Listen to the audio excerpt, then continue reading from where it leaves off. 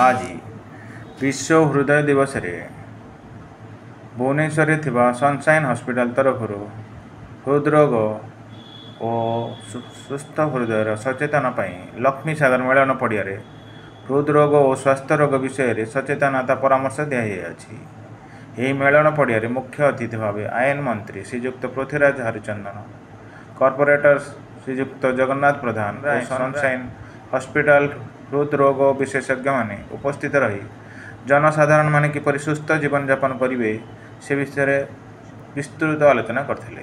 प्रक्रिया ये केवल सचेतनतार कार्यक्रम माध्यम रे से कथा आसीबो ताकू आहुरी अधिक रु अधिक सचेतन केमिति समाज हबो एवं धीरे धीरे हृदघात जनित मृत्यु लोकंकर हबो नाही एवं तांकर जो कथा आमे कहूचे ये रोग संपूर्ण क्यूरेबल कहार विभिन्न प्रकार कारण रु हुए कोटी जेमति ब्रिगेडियर साहू कहउथिले हेरिडिटरी कारण रु जदि मोर परिवार रे एभलिया भाबर हृदघात जनित रोग अच्छी हबार संभावना अच्छी, मोर लाइफस्टाइल खराब अच्छी से हबार संभावना अच्छी, मोर अत्यधिक स्ट्रेस अच्छी से हबार संभावना अच्छी विभिन्न कारण हुए कार डायबिटीज हो कि थायराइड अच्छी मोर मो निज भितर अच्छी रोग अच्छी ताले भी संभावना अच्छी। ये सब कथा को थे कहीं ना कहीं जाना दरकार। अनेक लोक बहुत समय पचारे से मत हार्ट डिजीज हबार ना मोर पान खाऊनी सिगरेट टाणे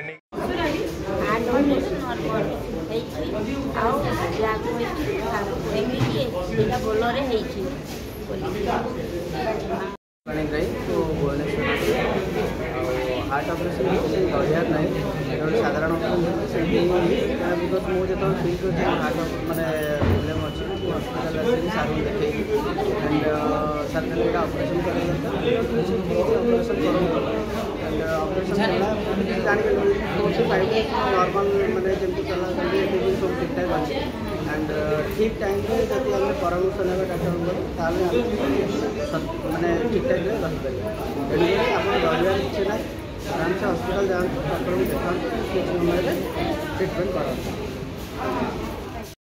प्रति वर्ष सेप्टेम्बर 29 तारिख में विश्व हृदय दिवस पालन कराए। विगत किछि वर्ष है भारतर सीवीडी मामला रे वृद्धि घटी। 45 वर्ष एवं तदूर्ध बयसर 65,562 भारतीय प्राप्तवयस्क को नहीं होइथिबा एक अध्ययन में 29.4% जनों को यही रोग होइथिबा जଣା पड़छि, जहाँ जरूरी जनस्वास्थ्य समस्या एवं लक्ष्य रखा जाइथिबा सचेतनता एवं प्रतिरोध कार्यक्रम आवश्यकता को दर्शाଉଛି। आमर दैनंदिन आहार रे आलमंड पर हृदय स्वास्थ्य खाद्य को अंतर्भुक्त करवा हृदय स्वास्थ्य को समर्थन कर अन्यतम प्रभावशाली उपाय। हृदरोग विरुद्ध लड़ाई रे आलमंड एक शक्तिशाली सहयोगी, हृदय पर लाभदायक बोली जनाशुना। आलमंड रे प्रोटीन, सुस्थ चर्बी, जिंक, आहार्य फाइबर, मैग्नेशियम, पोटासियम सहित 15टी अत्यावश्यक पोषक तत्व रही। नियमित मुठाए आलमंड खाइबा द्वारा मोट एवं एलडीएल कोलेस्टेरॉल स्तर कम होगा सहित हृदय क्षतिकारक प्रभाव को ह्रास कर साहाय्य करता है। तेणु हृदय को सुस्थ रखिबा एवं कोलेस्टेरॉल स्तर को नियंत्रण रखिबा पाई दैनंदिन सुसंतुलित आहार रे मुठाए आलमंड मिसाइबा एक लाभदायक अभ्यास।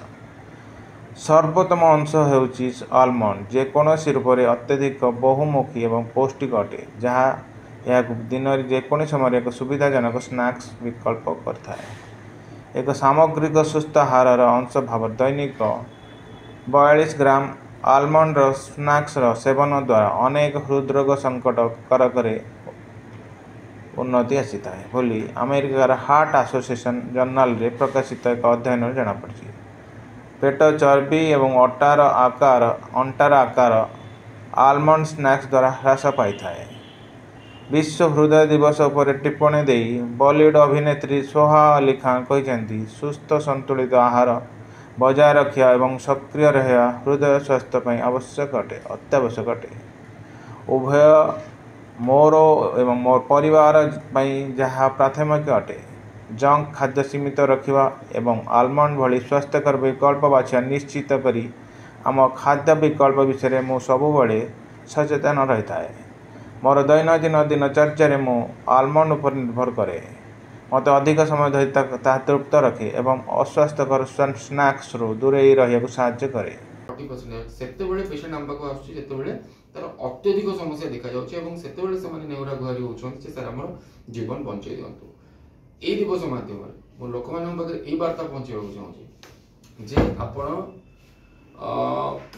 समय थिबा अवस्था रे अर्ली स्टेज रे डाक्टर पाखे पहुंचंतु एवं समय थिबा अवस्था रे निजर हार्ट रो ऑपरेशन बा जहाँ भी किसी ट्रीटमेंट रही सेटा करे नियंतु जहाँ फल आम अधिक रु अधिक जीवन बंचाई पारिबा। समय न पहुँचले कौन असुविधा हम प्रति मेम्बर गोटे गछ लगे माँ गछटी माँ आम माटी गछटी ये प्रोग्राम करके गुड़ाए गछ लगे तार भी आम केयर भी नौकर mentally school Raksha Bandhan time spend कर राखी बांधु ऑर्फनेज डिस्ट्रीब्यूशन होची स्टडी मटेरियल फॉर हंगर आम